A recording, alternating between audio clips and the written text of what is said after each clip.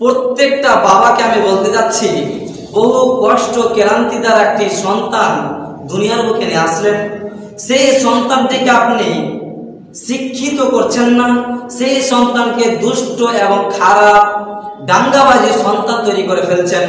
যদি আপনি আপনার সন্তানকে শিক্ষা না দেন, ইসলামিক জ্ঞান বা ইলম যদি আপনি না দান করেন, তাহলে আপনার জন্য সেই সন্তানটি দোয়া করতে পারবে না। ধরেন আপনার 5টা সন্তান রয়েছে, সেই সন্তানটির মধ্যে আপনি ইসলামী শিক্ষাদান করলেন না।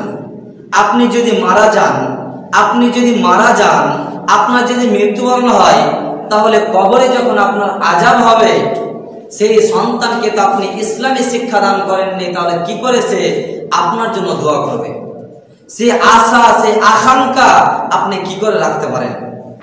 তাই প্রত্যেকটা বাবাকে বলতে যাচ্ছি, কমপক্ষে যদি আপনার 5টা সন্তান হয়, তাহলে 4টি সন্তানকে ইসলামী শিক্ষাদান করবেন।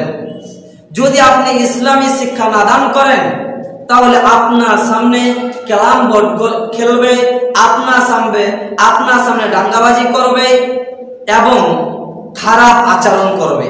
যদি আপনার সন্তানকে শিক্ষা দান করেন, ইসলামিক জ্ঞান যদি দান করেন, তাহলে ইনশাআল্লাহ সে আপনাকে সম্মান করবে। কি করে পিতামাতার সাথে কথা বলতে হবে, কি করে স্ত্রীর সাথে কথা বলতে হবে, সে জ্ঞান তার থাকবে। যদি আপনি আপনার সন্তানকে ইসলামিক জ্ঞান না দেন, তাহলে আপনি যদি মারা যান, আপনার স্ত্রী যদি মারা যায়, তাহলে সেই সন্তান সন্ততি আপনার জন্য দোয়া করার ক্ষমতা রাখবে না।